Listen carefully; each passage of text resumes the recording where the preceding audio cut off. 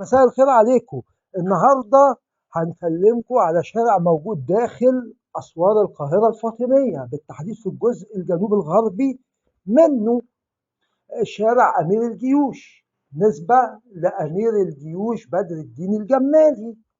الشارع دون بيبتدي من ميدان باب الشعرية لحد شارع المعز لدين الله الفاطمي بالقرب من باب النصر.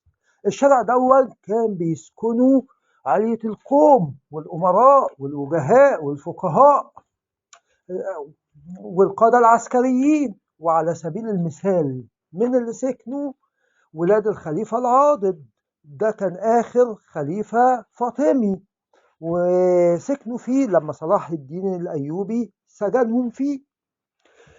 وسكن فيه كمان بدر الدين الجمالي نفسه، كان ساعتها قائد جيش المستنصر بالله ووزيره. وسكن فيه كمان الشيخ علي البقلي مفتي مجلس الأحكام، وسكن فيه وكيل ابن عوف شريف مكة، وغيرهم وغيرهم وغيرهم. طبعا بدر الدين الجمالي هو المؤسس الثاني للقاهرة الفاطمية، وهو فعلا الموسع ليها، لأن المعز لدين الله الفاطمي لما خلى جوهر الصقل يبني القاهرة كانت مساحتها أصغر من المساحة اللي عملها ووسعها الجمالي. الجمالي طبعا وسع القاهرة ونقل أسوارها ونقل أبوابها، بعض أبوابها وجدد أبوابها. بدر الدين الجمالي جه مصر في وقت حرج جدا، وكان زي ما بنقول كده منقذ أو مخلص. دخل مصر سنة 1074، ومصر كانت بتواجه حاجتين، أو الخلافة الفاطمي أو الخليفة الفاطمي كان بيواجه مصيبتين. أول مصيبة الشدة المستنصرية، مجاعة حلت بمصر 7 سنين وكانت كارثية جدا.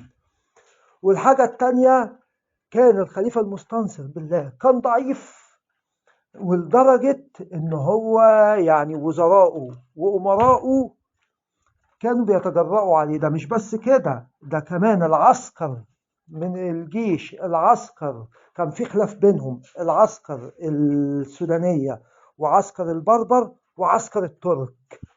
وطبعا الأعراب كانوا بيعيشوا فساد في البلاد. كان بين كل دول خلافات وحروب، كان بتوصل لدرجة الحروب ما بينهم، وكان بينعكس دون على الأهالي بفرض ضرائب وسرق ونهب وإهمال في البلاد وعدم حفر ترع وكلام من ده كتير، ودون أدى الكارثة في عموم البلاد. فطبعا بدر الدين الجمالي لما جه كله استقبله على أساس إن هو المنقذ للبلاد، واستقبله الخليفة الفاطمي استقبال حافل جدا جدا جدا. وزي ما قلنا الخليفة الفاطمي كان ضعيف، ما كانش يقدر يتكلم مع وزرائه، بس لما شاف الجمالي قلبه قوي، وقبل ما يقعد مع الجمالي قعد مع وزرائه وقادة جيوشه، والأول مرة يهددهم ان هم لو ما قطعوش الجمالي هيتعرضوا لعقاب شديد. طبعا الراجل قلبه قوي بعد ما كان ضعيف بقى، ما هو الجمالي قوى قلبه. بالمناسبة بدر الدين الجمالي دون كان عبارة عن مملوك أو واحد من العبيد، بس كان ذكي، كان ذكي جدا وكان ماهر جدا، واتدرج في المناصب لأنه كان سياسي بارع وعسكري بارع جدا. اتدرج في المناصب ووصل لحاكم دمشق وحاكم عكا، وبعد كده جه القاهرة قعد مع الخليفة الفاطمي واتفقوا مع بعض على كل حاجة، واتكلموا باستفاضة عن أحوال البلاد وإزاي يقدروا يقضوا على الفساد في البلاد. والخليفة الفاطمي حكى له بكل صراحة إن هو كان ضعيف قدام الوزراء والعسكر وقادة العسكر الأتراك والبربر والسودانية، حكى له بكل صراحة عن كده. فاللي عمله أول حاجة بدر الدين الجمالي جاب الحاشية اللي حوالين الخليفة المستنصر وغدر بيهم، أو مش غدر بيهم، هو اتخلص منهم وقتلهم. وبعدين نزل قواته لشوارع القاهرة علشان الأمن يستتب بالقوة، لأن هو ما كانش جمالي، قال لك الأمن مش هيستتب إلا بالقوة.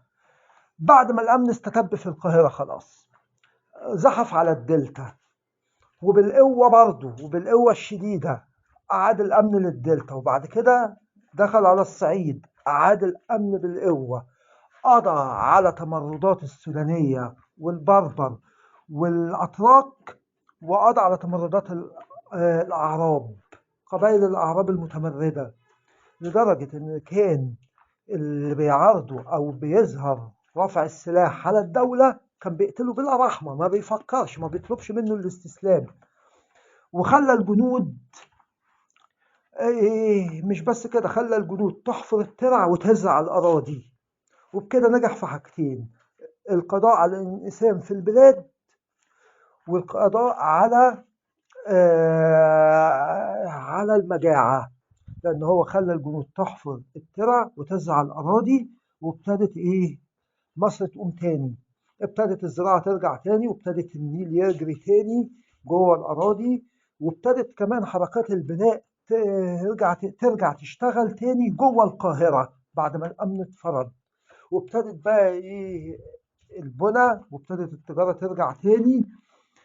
ومن هنا فكر ان هو يوسع القاهرة، فوسع القاهرة ونقل أبوابها للأماكن الحالية، وبعدين بنى سور للقاهرة استخدم فيه 3 معماريين من الأرمن مهرة، وبنى على الأسوار دي أبراج.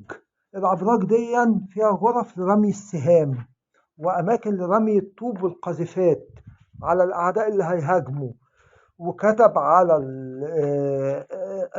على الباب بالخط الكوفي، وحط النقوش، والباب شكله حلو، والرسومات والنقوش دي موجودة لحد دلوقتي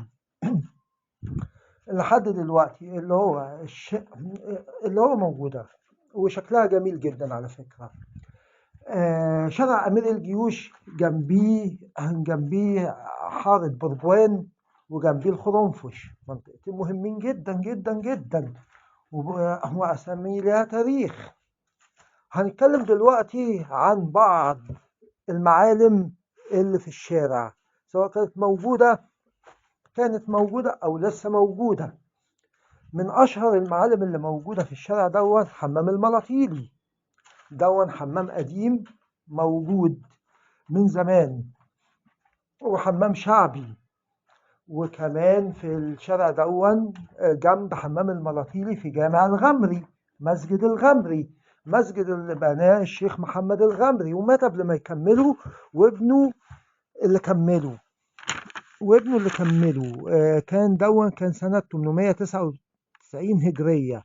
وكان موجود المدرسة الغزنوية اللي بناها الأمير حسام الدين القيماز النجمي دي نسبة للأمير نجم الدين أيوب، لأن هو كان مملوك ليه. كان في عادة زمان إن المملوك بيتحط في آخر اسمه كده النجمي الناصري، نسبة للأمير بتاعه.